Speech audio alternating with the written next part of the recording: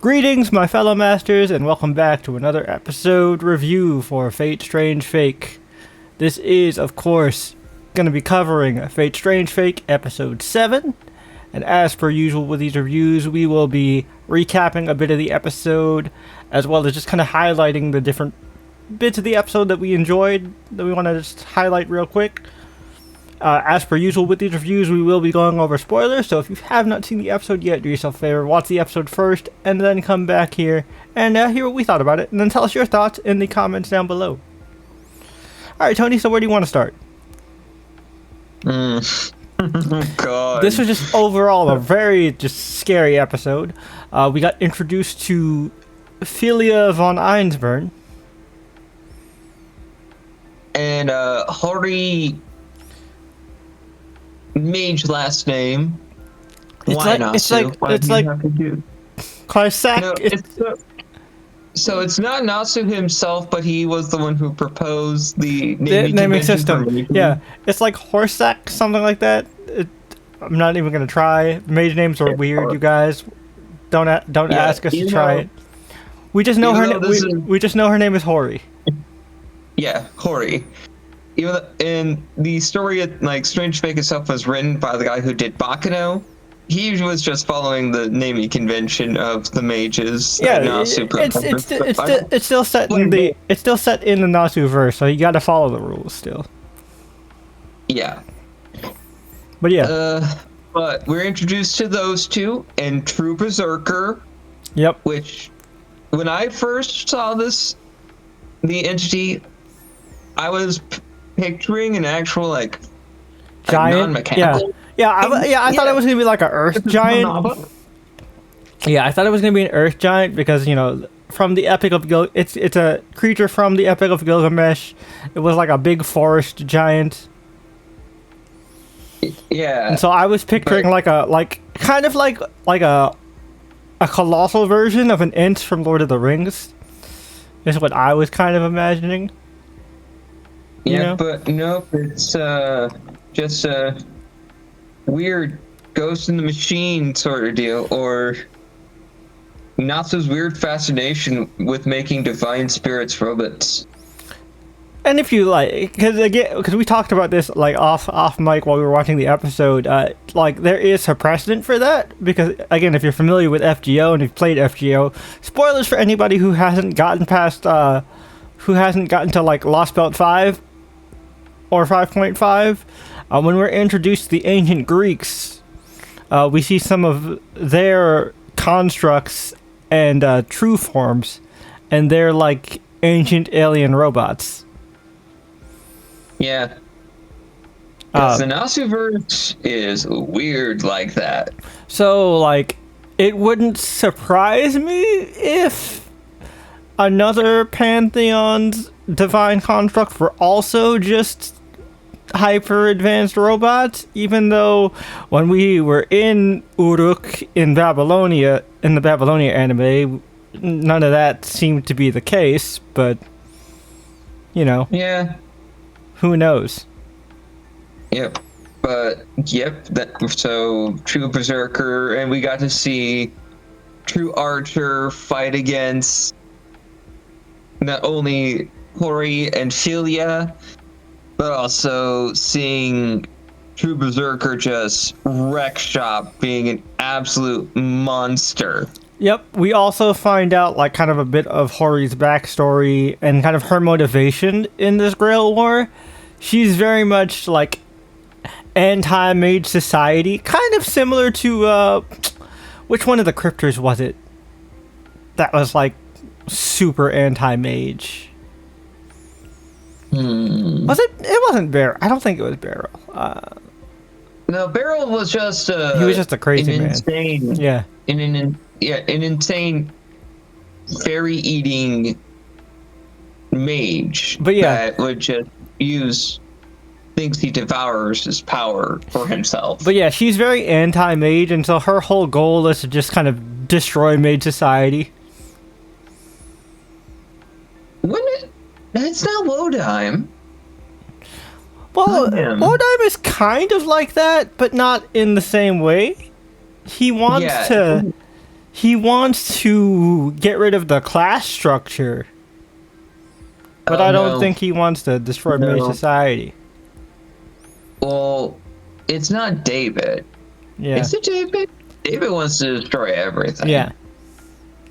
Well, anyways, this tangent aside, we also get a further introduction to Sigma and, like, the finalization of him forming the alliance with the rest of our Intrepid group. Mm-hmm. He comes up with a fun alias for Watcher in Chaplin. Yeah, which Rodarius didn't really buy. Yep. Right off the bat. Nah. Because he's like, I work in intelligence. Why do you think I would believe you? But I'm you gonna know, play your but game, I'm kid. gonna roll with it for now because you seem to know what you're doing. So we'll let you rock. And the captain is just getting nothing but facts towards Sigma throughout the course of this episode. Yep.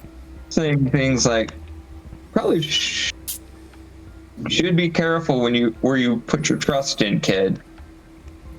Also, I pointed it out when we were watching the episode, but I do like, even though Alcides is like trying to rebel against who he was as a hero, he will not tolerate slander of his friends, even if his friends are, not the best people. Exactly. Like Jason, fucking Theseus. Yep. He respects his homies. Yep. And only he could say that his homies ain't shit. And I think the thing that he, I think the thing is, he respected the ideals that Jason fought for, even if Jason was too much of a coward to actually see those things through. Yeah, I agree with you on that. Because, if you see Jason's characterization, and especially if you see, going back to Lost Belt, kind of, the journey he went through of, kind of realizing his cowardice, there is something in there deep down. Jason is a hero, when it counts. But there's a lot of layers to get to that. Yeah. So many goddamn layers. Yep. But speaking of layers that we're tossed into, we got tossed into the nightmare layer with Francesco, as I'll refer to him. No. Or is it We could just Francisco? call It was him- Francisco. It was Francisco is his name. His name is Francisco. We can call him Prelati and her Francesca. Okay, that's fair. That's a good way to differentiate. Yeah. And it's Francois. Francois. It's Francois. Right, Francois. Okay. But yeah. So Prelati, Castor Using Prelati. his Yeah. Castor Yeah. Prelati. So he used his double phantasm, which is a reality marble that casts a big illusion. And it An illusion so powerful that it can last 5 days. and it basically overrides the fabric of reality. It not overrides, but kind of places a layer on top of it. You know what I mean? If that makes sense to people. If you know how the traditional Fate magic system works with reality marbles, imagine if the most basic one that we know, Emiya's UBW. Imagine if that one could override the world temporarily and kind of take control of that area for a specific amount of time. That's what he can do. Mm-hmm. And it's super scary because since it's his reality marble, he's essentially got within that little pocket space.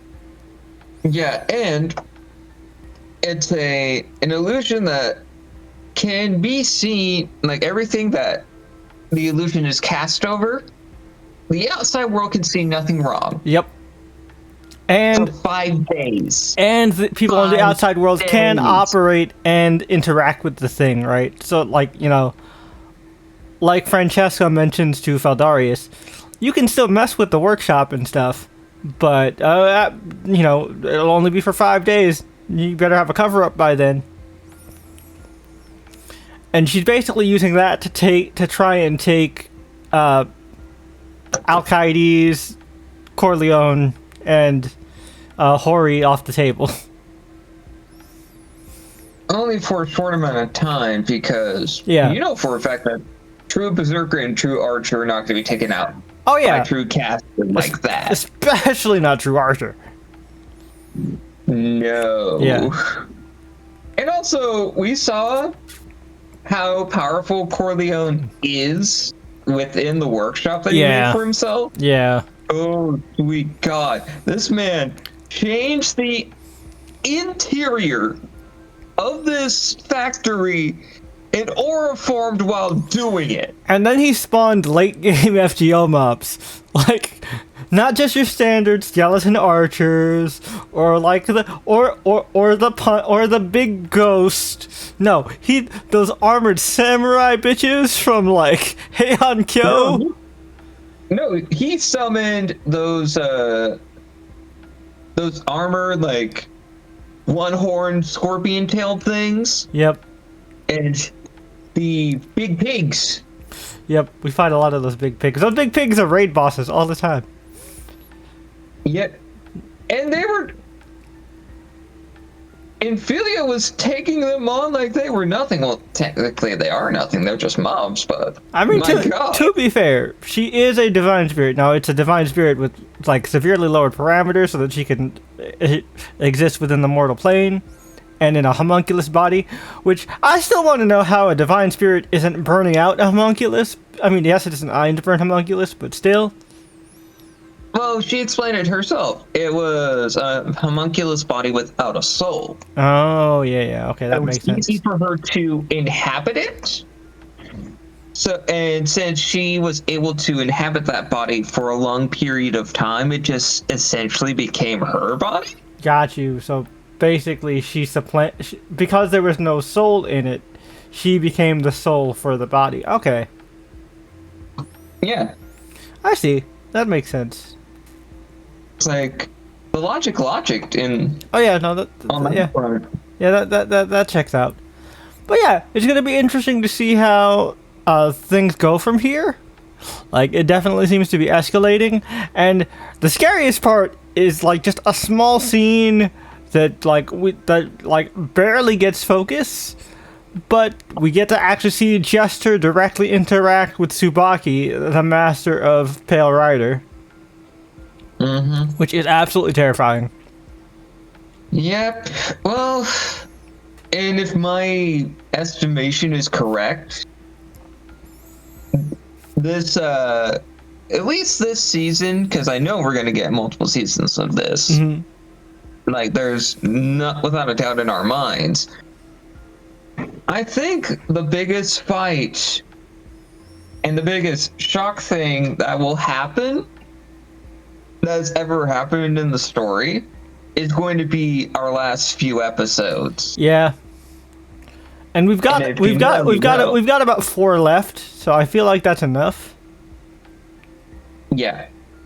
And plus, with this story still being ongoing, and if my theory is correct, I think that particular fight is going to top not only the fight that we saw between True Rider, True Archer, and Gil, but it's gonna be in the top 5 at least in all of Fate. Fate anime fights? Oh, that's a high bar, but I definitely think it could match that. I mean, this series has been cooking in terms of fight animation, so like, I could totally see that happening.